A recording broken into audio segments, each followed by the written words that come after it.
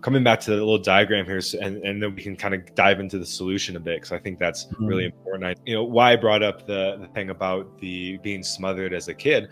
What this book talks about anyway is that a love avoidant often had a parent that was very codependent. So they had a love addicted parent that sometimes, not all the time, but sometimes used them for that, kind of what Jaren was talking about, as a surrogate, almost spouse. And what happens is that as soon, a normal healthy person, if they felt someone was getting a little too close, maybe they would have a conversation about it, or really say, hey, this is a boundary that is being crossed. I'm going to ask that you not do this if you want this to continue. However, as we're seeing, the love avoidant will pull away and then dismiss the person and just run and go maybe see another dude who we see on the internet all the time. Like when that happens, I see, okay, love avoidant. And that does come from the dynamic of having a parent that was too smothering. So guys, again, once again, check out this book. It's absolutely phenomenal. It's changing my whole life. And so we'll get into this negative intensity cycle and then dive into the solution. So number 5, the love addict develops awareness of partner's walls and behaviors outside the relationship, and denial crumbles. This is that moment, that gut-wrenching feeling where you're like, oh shit, they're not liking me as much as I thought they did anymore. Then we enter withdrawal. And this is, like, again, I said, the difference between codependency and love addiction. With codependency recovery, you get out of it, you feel relief.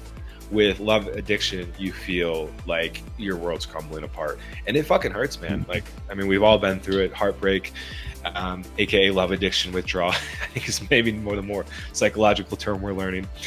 And then, as I'll have it, we obsess about how to get the love avoidant to return, or how to get even. There's that revenge. There's that, I'm going to sleep with someone else that's hotter, and then they're going to see me, and then I'm going to be, they're going to want me back, which is all a strategy. It's another covert manipulation from the love addict side. So, both sides are at, I wouldn't say fault, but are part of the, narcissism in a way.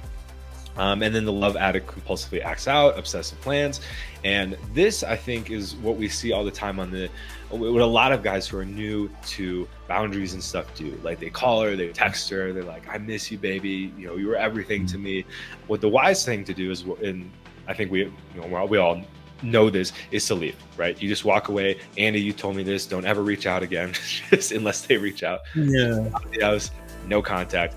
And then that's not acting out those plans. And then finally, the love addict repeats the cycle with the love avoidant.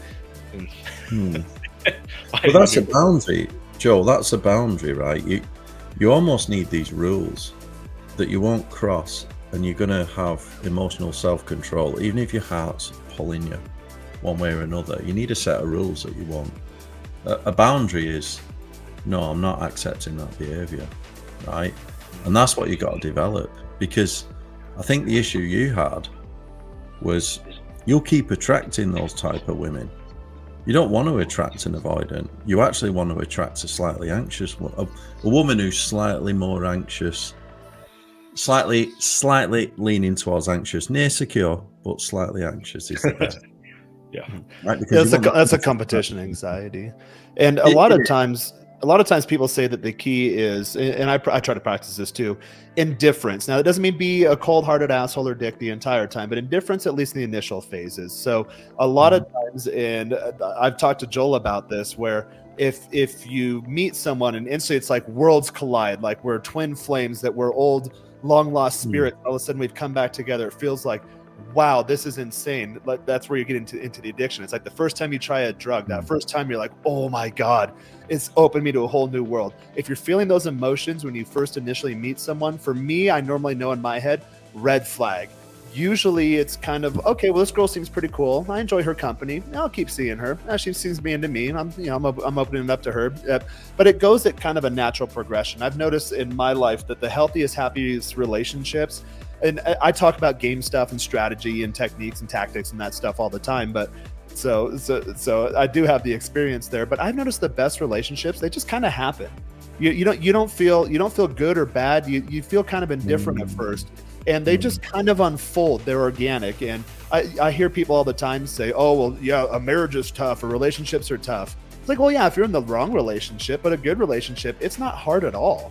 When you really are meant to go together, it just kind of happens. You don't have to force things. You have that trust, you have that comfort, you have that confidence. You can sleep at night. If someone texts her, like, you're not worried, oh, is it some other guy? Who's like, none of those thoughts occur when you are in a healthy, happy relationship. So I've caught myself doing this too, where worlds collide. She kind of shakes things up. You're like, oh yeah, I feel alive. But well, you know what? Drugs do that to you too. And then that come down is absolutely terrible. So I always advocate practice a degree of indifference. Again, that doesn't mean emotionally close yourself off for the opportunity of something to unfold in the future, but just kind of be aware of what's going on. Observe the behavior. If a girl's really into me initially, it's like, okay, I see this, but extend that runway, extend that timeline a bit, and just see how things kind of naturally unfold to make sure that it's not a cycle, that it's not a front, that she's not being a chameleon. And people can only pretend who they are for so long, and once the truth kind of starts to come out and you can actually see who they are for who they are, I think that's when the feelings of love, and love is not to be confused with a lot of this trauma type stuff, a lot of addiction type stuff. People will confuse it with, like Joel said, oh, I'm falling in love, I'm head over heels to this person. We hear these terms used all the time. That's not love. A lot of times that's just lust, or that's unresolved trauma resurfacing itself. If you don't resolve it, guess what, guys? The universe will just keep giving you the same challenges until you finally figure it out. And a lot of people get stuck on the same level in life, and they never progress. So in my recent instance, like, okay, well, it's been a while since it's happened, but for whatever reason, the universe is throwing these things back up in my life. That means that I'm on potentially the right path, but I need to get over this hump or this milestone to move on to the next level, to find what it is I'm actually looking for, which I explained earlier in the show. So practice indifference. Don't have your blinders on. Be aware if all of a sudden someone's really, really into you really fast. Like, okay, you don't even know me. Why are you that into me? I don't know you either. I like how this feels, but we need to slow things down. We need to pace this out a little bit, and then just let things naturally evolve. You know, Andy, you kind of were touching on that a bit too. Yeah, great point, Jaron. Just, you know, that indifference, that masculine indifference, as our good friend Casey Zander calls it. That's a few of us here are Zander fans, but and kind of like, you know, Andy, like you're saying too, like, you know, find someone that's a compliment to to what you need to work on. I think that's really powerful. I'll share. I started seeing a couple people, and yeah, they're a little more on that side, just like you said, where it's like I'm the one kind of not texting them back for a day or so, and it's like pretty powerful. I'm just like, and I'm not like, after this experience, I'm not like even attracted to people that are just kind of that avoidant anymore. I'll delete their number as soon as I sense that. No, I'm not. That is the fix, Joe. That there is the fix, right? So you want to get. So if you keep attracting avoidance and you're a love addicted, you don't want to be that way. The reason why you keep attracting them is because that's what you naturally attract to. You know, as a love addict, you're always searching for what you can't quite have. It goes back to your childhood. So you want to shift yourself so you attract. You stop attracting those people, and you start attracting someone who's a bit more secure or slightly anxious of secure.